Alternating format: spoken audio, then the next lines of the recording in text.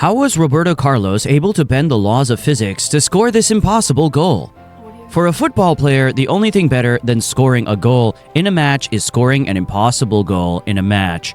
And it's easy to see why. No one forgets an amazing goal. Well, look at Van Persie's header for the Netherlands against Spain in the 2014 World Cup that earned him the nickname the Flying Dutchman. These goals are near impossible, right? So how in the world were these guys able to pull them off? By the end of this video, you'll learn some proven mental strategies like visualization, resilience, and awareness that footballers have employed to score the most impossible goals. In the quarterfinals of the 1986 FIFA World Cup, Diego Maradona scored what is widely regarded as the goal of the century against England. After dribbling past 6 English players, Maradona slotted the ball into the net. When asked about the goal, Maradona famously said, Yo llevo la pelota así. Yo llevo la pelota y yo miraba toda la periferia que había. Claro, yo lo vi a Peter Reed que venía como donde está Michael y Peter Reed venía así. Peter, las venas de Peter Reed se notaban acá así. ¿No? Y le digo Peter, le digo, sácame una duda. Dice, le digo, cuando yo te tiro la pelota adelante, le digo, vos abandonás, ¿no? Me dice. I was waiting for my teammates to support me, but I saw they were all marked, so I had to do it all on my own. A mazy run followed by a clinical finish gave birth to a moment of sporting genius. Peter Shilton was left crawling on the ground, just like his 5 other English teammates, as Maradona slotted the ball into the net on June 22, 1986 at Estadio Aztec in the World Cup quarterfinal. Years later, that goal is still considered one of the greatest ever scored in a World Cup or anywhere else. Just like the Argentinian number 10, other players have been able to apply mental strategies pre-game and mid-game in order to execute extraordinary goals. Now, I know you must be thinking, it cannot be their mentality that helps them score those goals. It takes years of practice, a combination of skill, creativity, and spontaneity for players to score an amazing goal. But there are mental strategies that players employ to increase their chances of executing such goals. Here are some of the strategies used by players to pull off ridiculous goals. Mental imagery plays an important role in preparing for extraordinary goals. Before a match or training session, players visualize successfully executing ambitious shots, including the trajectory, ball movement, and celebration. This mental rehearsal can enhance the confidence and preparedness of the player during actual play.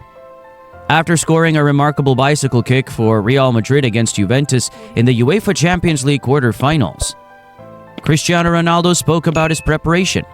A goal with the bicycle like this one. The way I jump against Buffon, against Juventus, quarterfinals of Champions League, probably one of the best goals I ever seen in football. Not just because it's my goal. If it will be another player, I will say the same. You know, I just feel happy to play for this club. I just try to give my best in the training, in the games, and when you have a dream and you make it real, it's fantastic. I scored that goal. It was a great goal. A key component of Ronaldo's mindset is his use of visualization and mental preparation techniques. We all know about Cristiano's work ethic, but a lot of people don't know that before every match, Ronaldo visualizes himself succeeding on the field, scoring goals and making crucial plays.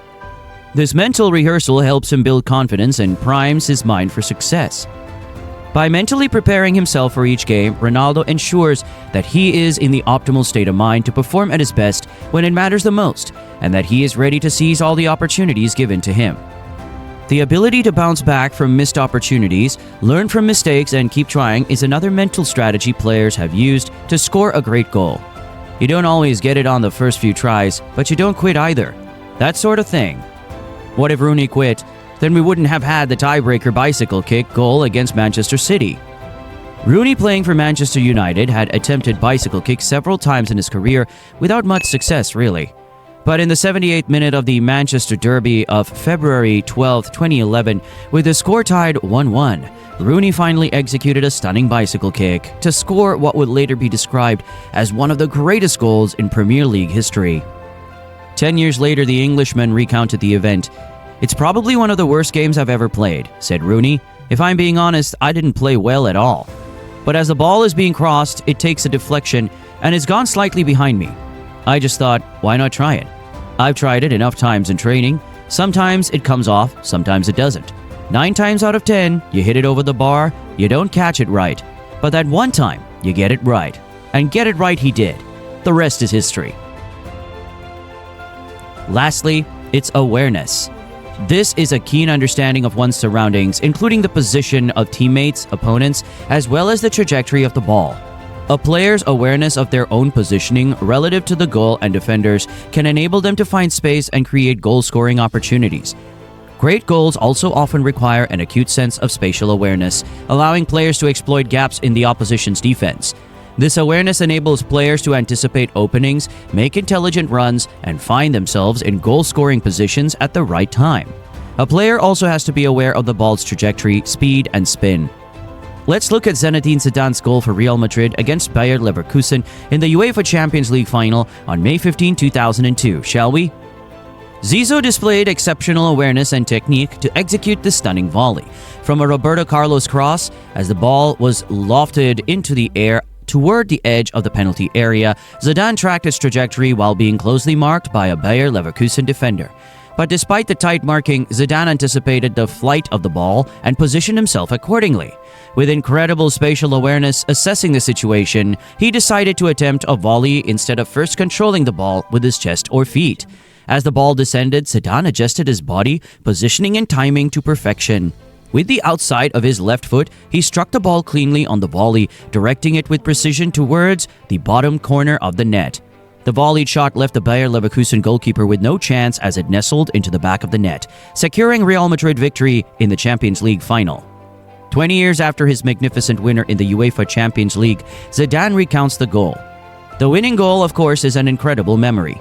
The cross was perfect. I know that when Roberto Carlos starts going off like that, I knew when I saw that cross, I would kick the ball with only one touch and that I would not have to control it. I knew that, he said.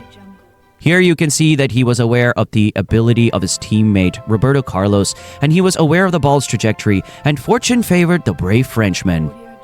Well, there you have it. Like this video if you enjoyed it and hit the subscribe button so you don't miss out on any of our awesome football content.